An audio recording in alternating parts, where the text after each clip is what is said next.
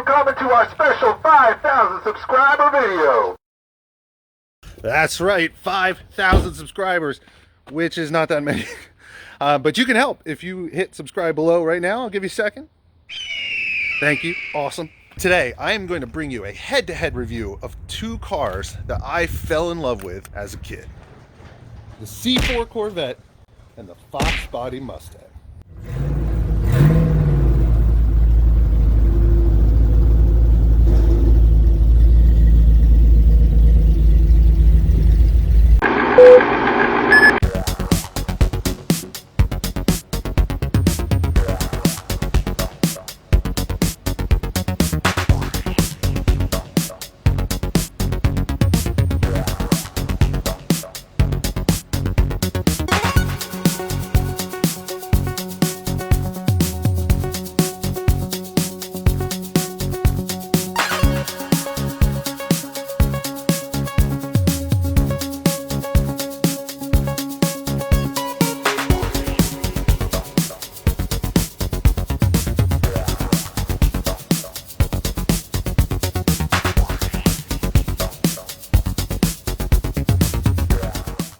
If you're an OG subscriber, you probably recognize this Corvette already. This is the very car that 11 or 12 years ago I gave my dad for Christmas. It's one of my earliest YouTube videos.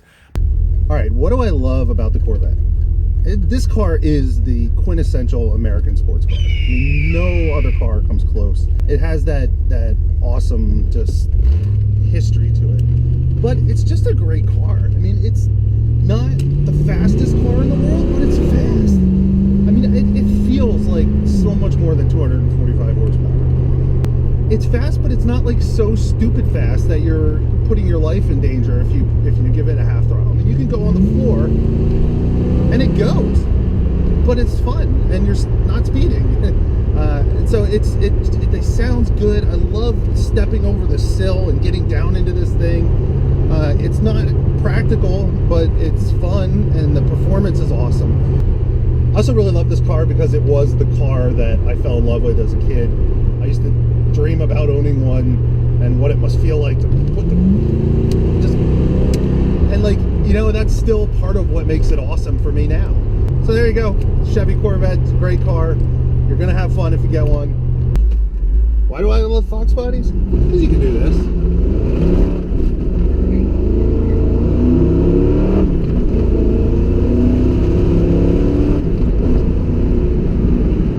And you're still not speeding. They're not that fast, but you can hammer it through the gears and it sounds great and it's fun.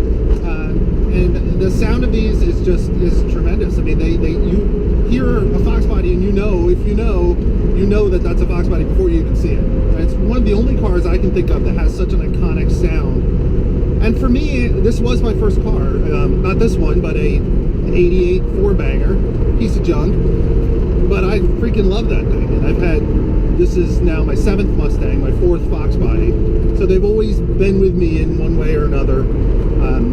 And I love them. They're cheap to own. They're cheap to modify. You can get great sound, and you know, you can make stupid power out of these things, but it takes a lot. Stocks and bolt-on stuff, you're not getting ridiculously fast, but it's fun fast. You know, it's just fun. They're fun. Get out on a nice day and you enjoy yourself. And what more can you ask for from a cheap sports car than that? The first area is looks. Now, obviously this can be very subjective. So I polled on social media these two cars and which one people like better. And the winner, 55% chose the Corvette. So Corvette is going to win in the looks category.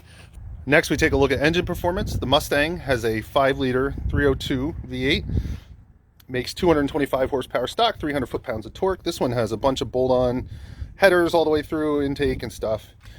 The Corvette over here has a 5.7-liter 350 V8.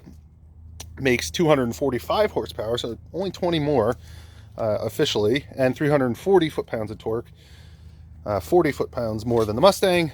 This one is pretty stock, except for it has a catback exhaust system. Now, which performs better?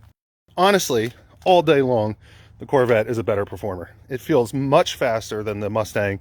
Even this one with a number of bolt-ons, I find it really hard to believe that this only has 20 horsepower more. Maybe it's the torque that makes a difference, but in terms of just get up and go performance, the Corvette wins again. All right, let's talk interior. One thing I've always loved about the Corvette is how deep these sills are. You step over and it's like almost 10, 12 inches down to the floor. You sit so low in these, and the seats, they're a little small for a guy of my size, so I don't quite fit in here very well. My head hits the glass even with the seat all the way down, so it's a little bit tight in here. The rest of the interior, very 80s. Hasn't exactly aged too well. The digital gauges are kind of cool. These old Chevy door handles. So the Corvette shows its age for sure with the interior. The Mustang's a lot easier to get in and out of. Its seats are bigger, more comfortable. You also get 4 of them as opposed to the Corvette where you only get 2. Not great for adults back here, but kids do just fine. So interior wise, I think the Mustang has aged a little better than the Corvette. Doesn't quite look so comically 80s as the Corvette does. So in terms of interior design, I'm going to give Mustang the win on this one. Next category is practicality. It's closely tied to the interior. With the Mustang, you get 4 seats. With the Corvette, you only get 2. So you have more space here with the Mustang to put things either in the seat. You also have a trunk, which isn't huge, but it's a little bit more space. With the Corvette, you do have a hatch that gives you some space. It's not terrible, but if you choose to take off the removable glass roof, which is awesome, that stows back in here, which essentially eliminates just about all space you might have for anything you want to bring with you. So again, for practicality, the Mustang's going to take the win. How about the view from behind? I do love the Mustang look. This giant wing that's on this one and the GT ground effects just look cool. But I am giving the points to the Corvette. I have just always loved the 4 round taillights and the logo, the emblems, and the exhaust. Corvette's getting the points from view from the back. All right, let's talk value next. I just looked on Auto Trader at all Mustang Foxbodies and all C4 Corvettes for sale within 300 miles of me.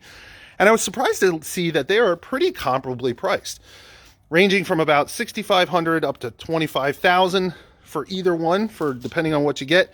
That's excluding any ZR1 or Grand Sport C4 Corvettes. And that kind of surprised me. The Corvettes may be a touch higher than the Mustangs in terms of price, but they're currently pretty comparably priced. Now, which one will have the most value or have the most collectability in another 30 years? That's hard to say, mostly because I'm an idiot. But I tend to think that a really nice example of the Mustang is going to be more collectible and drive more interest than the Corvette. I could be wrong. Feel free to debate me in the comments, but I'm going to give the points on long-term value to the Mustang. What about reliability? So I've owned this Mustang for about 4 years, and I have not put a penny into it in terms of repairs. The only thing I had to do was replace the battery once. So it's been very cheap for me to own for these last 4 years. We've had the Corvette for the last 11 or 12 years, so granted we've had it a bit longer, but this thing's cost my dad many thousands of dollars. More on that next video. It was kind of a disaster. It's a long story. So in the next video, I'm going to give you an update on where this car has been and what's happened to it over those years. We'll get into that later, but Mustang's getting the points on reliability for now. All right, what about sound? Only one way to know. Here's a cold startup on a 1990 Mustang GT.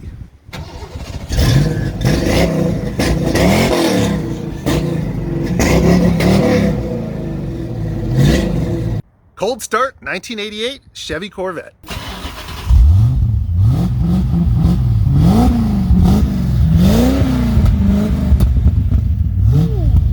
Nice.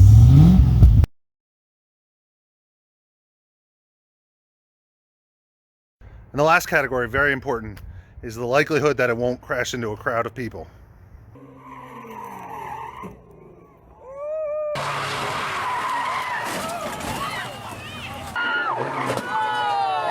Corvette! Corvette wins. Corvette wins. So what do you guys think? Comment below. On my assessment, I think I gave 1 extra point to the Mustang, so it's going to take the win today, but the Corvette is a great sports car. It's a better performer than the Mustang, I'll give it that. I think the Mustang has aged a little better and is more useful and practical and just iconic in its sound, but this is a great car. Which one would you guys take? If you had to drive one around, which one would it be? Let me know. Next video, we're going to take a look at the history of this car, and I'll tell you why it was very, very broken for a very, very long time. That will be it for today. Thank you for watching. We will see you next video.